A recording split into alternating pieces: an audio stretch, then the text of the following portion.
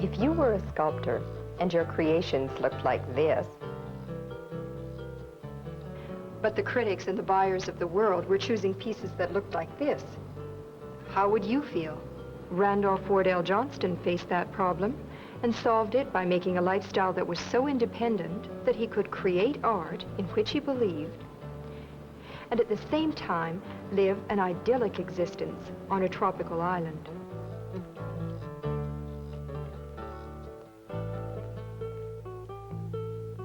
Throughout time, man has created sculptural images showing beauty, pain, love, sorrow, exploring the concerns of society. With growing democracy and advances in science, the artist became concerned with reality, with his own time and environment. With the emergence of Cubism, the artist analyzed his world in terms of its inherent geometric shapes. No longer content with carving or modeling, some sculptors began to construct geometric works concerned with the balance of masses and the play of light and shadow, using the materials of the technological age, sheet metal and steel. For some sculptors, this was a breakthrough. For Randolph Wardell Johnston, this was a further reflection of a society from which he wanted to break away. Well, so I was saying to myself, this was one of the things that drew us here. Well, forget about art. You're somebody making a product for which there's no sale. You're like a manufacturer making cars and nobody's buying the cars. This is what it amounts to. What was happening was that the whole exhibiting world and the world of purchase, these were turning more and more to abstract, to non-objective, and finally to art which has no other name than anti-art, and it's art which is designed to drive out good art, just as bad money is said to drive good money out of circulation. And that this is so serious now that the Tate Gallery in London, for example, has a great gallery out of which they've had to remove serious works of honest-to-God art by great artists.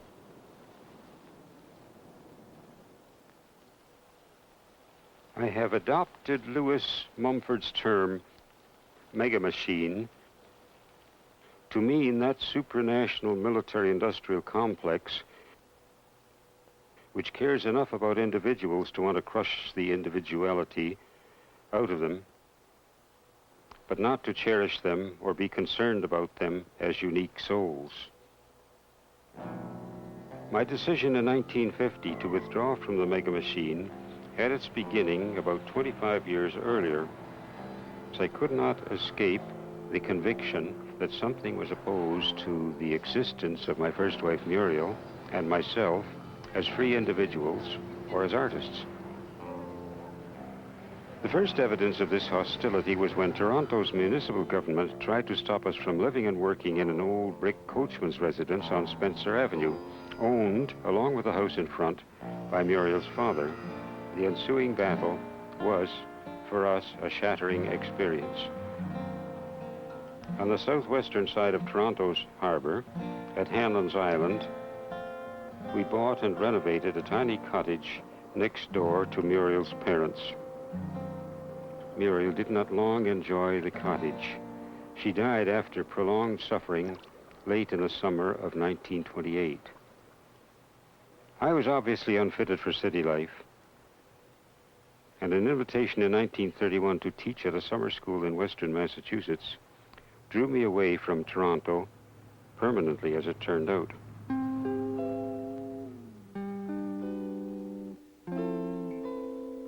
I moved to Old Deerfield, Massachusetts, and set up a pottery and sculpture studio. In 1937, I married my apprentice, Margot Broxton, and on a small acreage, we built a studio foundry. Here, our 3 sons, Bill, Denny, and Pete, were born. To earn extra money, I taught at Smith College. But I was compelled to recognize that up to the age of 46, in spite of having exhibited fairly often, I had not sold a single piece of imaginative, creative, non-commissioned sculpture. It seemed to me that I had worked all my life to put myself in a position to do good, honest work from every point of view, and somehow I was like someone all dressed up and nowhere to go. It seemed to me that I had the abilities that were required and the technical knowledge, and I had even my own foundry, and I was feeling very disheartened about the whole world of art and exhibiting, and I was quite accepting the fact that I would give the whole thing up and concentrate on raising the family the best way I could, because it seemed to me that the artist had to be a whole man. He had to be a man first, a complete man, and then anything that he had to say as an artist would be an expression of this complete human life. And so it was that Randolph Wardell Johnston, an artist out of tune with his time, a man out of tune with society, set out, a pioneer in search of a dream. After a long search, we found our dream island. It was the kind of place we'd been looking for and dreaming of for several years, and we had come on it strictly, almost, you might say, by accident. We'd heard about Little Harbor. It had everything, really. It had the very perfect shelter for a boat, which is the first necessity, and it had, as we saw, as soon as we explored, it had land we could grow food on. Had plenty of space to plant our coconut trees. It had the kind of remoteness that we've been looking for, because I had thought, and Margot had thought, what we wanted for our boys as they grew up was a kind of pioneering, seafaring life. We thought if the boys could grow up in the kind of life that would exact their own self-imposed discipline, in which they would have to deal with nature on nature's own terms, this might be very valuable education for them, that they could grow up into be self-reliant, all-round kind of men. As soon as we found that we were going to be able to get the land, we began immediately with our planting of coconut trees. We got a lot of seed coconuts, the ripe ones that you can shake and find that they still contain the milk, and they're brown and gray. These are what they call seed nuts. Well, we set up a little nursery, and we planted these seed nuts in a row in a somewhat shady place. And as soon as these had sprouted, we started with our planting, and we worked our little schedule. The boys would dig the holes and would gather seaweed in bushel baskets, and we would stamp this seaweed down in the holes and carry buckets of salt water to water them. And this way, we finally planted all the coconut trees that you can see all the way along the shore, up over the hill. This, of course, we feel very excited about. This is, to us, a tremendous accomplishment. The great thrill of seeing a tropical, palm-covered beach grow, as it were, before your eyes. At the same time, we found that we had to have a place for the family to live while I was doing the chartering. We first made a cave into a workshop with workbenches, a place to cook, and little caverns for storage of supplies. So over here we built a thatch hut, and the thatch hut is still there. We use it now for storage. This was where part of the family could live. We set up just south of that what we call our deck house. And the deck house was the cabin that we had taken off the schooner when we first bought our schooner. Of course, we had to build our own house, and all the materials, including tons of cement and lumber, had to be hauled to Little Harbor on our schooner Langosta. We set up a kiln to make our lime. We burned conch shells on the native rock with a wood fire, to make the lime for the mortar and plaster. About Christmas time in 1955, we had the shell of the main house up. Finally, we moved into the shell of the house, where, for the first time in many years, we had a place with vertical walls, level floor, and we had somehow, it seemed, taken the whole evolution of shelter from a cave through a thatch hut to a roofed and vertical walled building, an evolution which in actual fact had probably occupied 30,000 years, and we had managed to do that in perhaps 30 months. So this was in itself an interesting philosophical experience. Out of bed by 5, I make notes or read omnivorously till dawn. Then, a vigorous walk or jog until sunrise. Breakfast with Margot. When grandchildren visit, I pour animal-shaped pancakes to amuse them. Margot and I swim together most days, visit each other's studios to consult. On weekends, we walk to our fruit lot, row, or sail. Occasionally, we make 3-day sailing expeditions for mail or freight. Evenings, Margot's tired feet are massaged by my fingers. I hope this helps to offset the burden of picking up after an untidy, forgetful, self-centered man.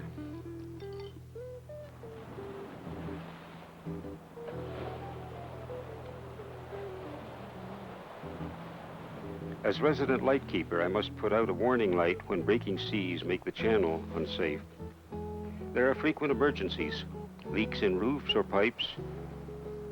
Here, we must be careful of all our resources. But our lives are not primitive. We have electricity produced by our own diesel generators, supplying our home, my son's home, and all of the heavy equipment in our studios.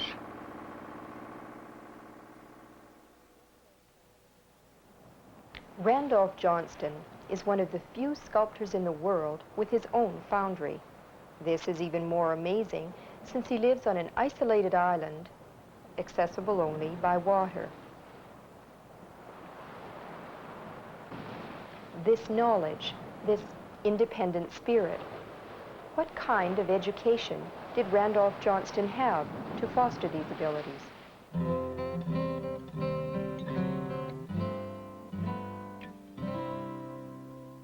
I was born at 146 Clinton Street in Toronto. My grandfather Wardell was in the house-moving business, and watching him plan and execute his work gave me some understanding of moving heavy weights with manual effort. My grandfather Johnston was an engineer and director of the Massey Harris Company. He had a wide technological knowledge, and some of his inventions were used in Massey Harris agricultural machinery. When I was 13 years old, I started at the Central Technical School, where I took the industrial course, which was designed to prepare me for being an architectural draftsman. The courses were all very good. We had regular foundry work, we had woodwork, we had tinsmithing, electrical work, chemistry, physics. Everything's been useful. Well, I did clay modeling with Alfred Howell, a very good sculptor. Then I was at the Ontario College of Art, where I did life drawing under J.W. Beatty. I got to know Emmanuel Hahn very well. He was a good sculptor, did most of the Canadian coinage. Then I went to London. I studied in London at the Central School. When I came back to Canada, I felt what I really needed was more anatomy. And I went to the University of Toronto Medical School, where I finally persuaded the faculty to let me come into the dissecting class, the anatomy class, where with medical students I did anatomy, did dissection, and took the anatomy lectures for about 3 hours a day, 4 days a week.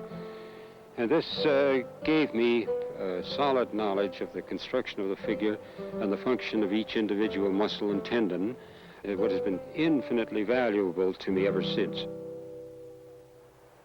The art which Randolph Johnston creates is produced by one of the oldest, most fascinating processes of sculpture. The process was used thousands of years ago, but during the Industrial Revolution, it almost became a lost art. It is called lost wax casting.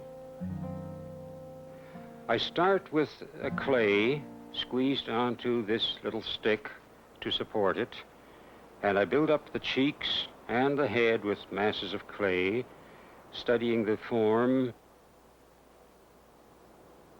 It's a process of building out. As I finish my forms, the refinements take more time and less seems to be accomplished.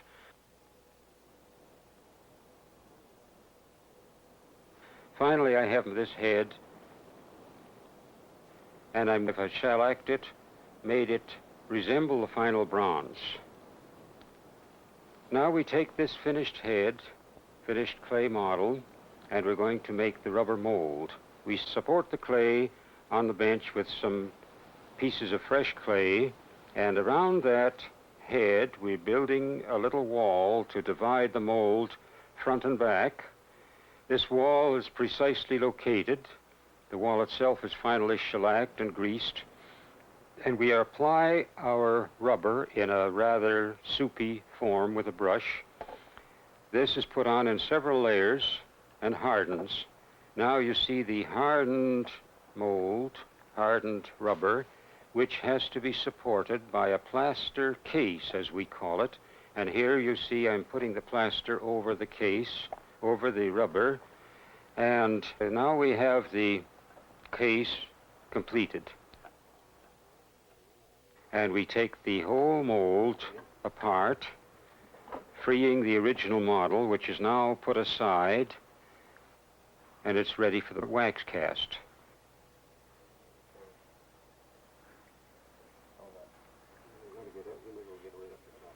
The wax cast is made here. We melt the wax, pour it in at a certain temperature, pour it out again, and this process is repeated several times, letting each layer cool until we have a thickness approximately 3/16 of an inch.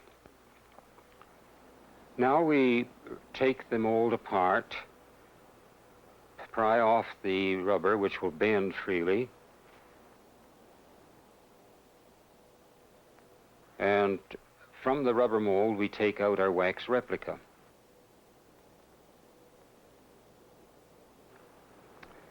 The wax replica is a little bit rough where the seam shows. This has to be scraped off and the wax is retouched, correcting any defects of the casting as well as the seam.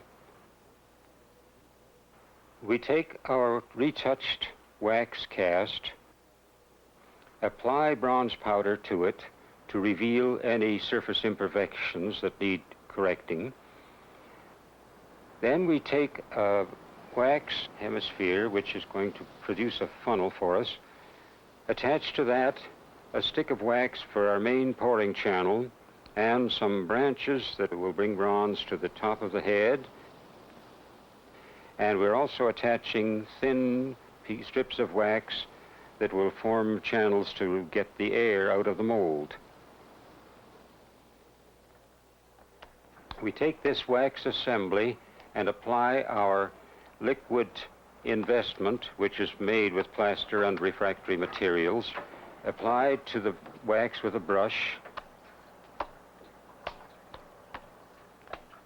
We have also poured this inside the wax to form what we call the core.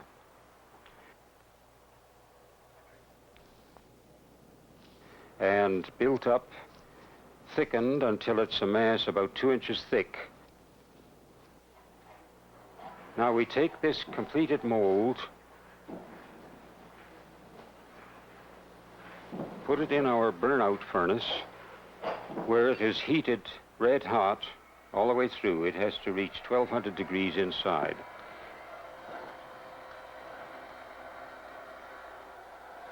We place this mold in a tank rammed with sand and pour in our molten bronze. When the bronze is cool, we smash the mold off, exposing what we had formerly assembled in wax, now as a solid mass of bronze. The sticks of wax forming channels are now sticks of bronze, which have to be sawn off.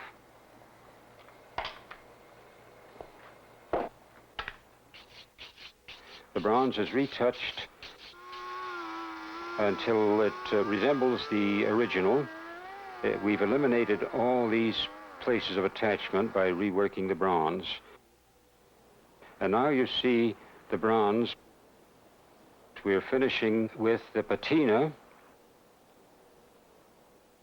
to restore it to a complete unified surface.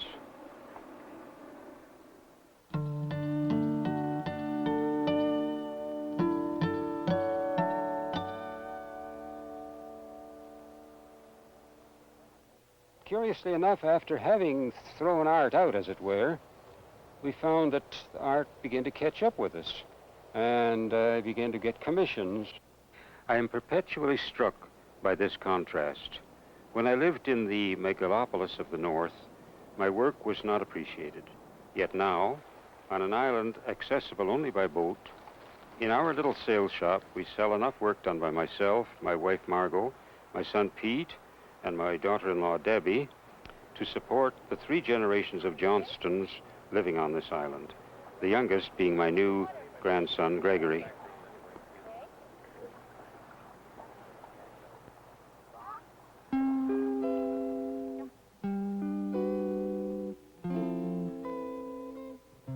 The 9 ages of man, life is symbolized as a single hurdle leap, the same individual being shown as he moves through time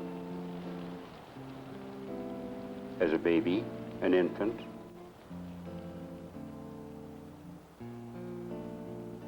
a child, a youth, a young man, then a man in his full prime of strength and energy, then in his rapid decline as he first becomes baldish and paunchy. Then, having lost most of his teeth and hair, he is staggering a little on shaky legs. Finally, blind, emaciated, he stumbles to the grave. To his individual tree of life, he is joined by the tendrils which run backward and forward in time and indicate that every thought, word, or action has its roots in the past and does influence the unforeseeable future. Because I have faith that a spiritual evolution is a continuous process, I have shown the far end of the tree, that near death, higher than the point from which the infant begins his leap. The plastic clay subsoil below the baby and infant suggests the plasticity of youth, while the brittle, broken strata of rock at the far side suggest the brittleness of age and death.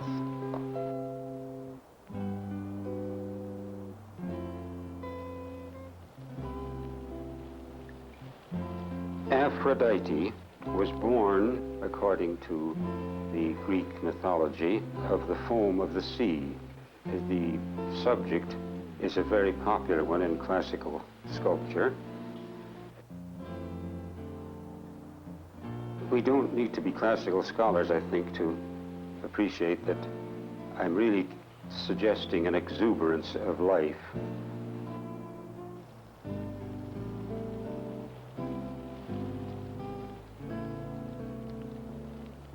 Now, the razor's edge suggests that all human relationships are on a precarious balance. It's so easy to say or do the wrong thing, and then you just come tumbling down.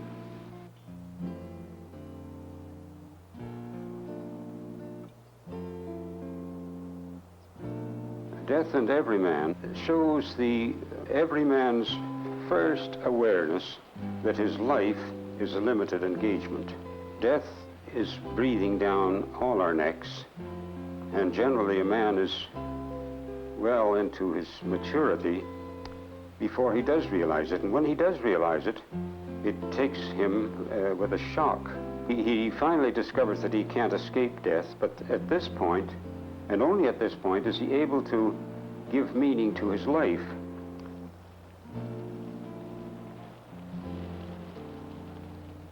Springtime suggests that the lovers have now become more closely in tune with each other. There is still this psychological tension and space between them. They're still giving each other a little room, but the rhythm between them tie them together. They're now becoming rather indissolubly bound in love.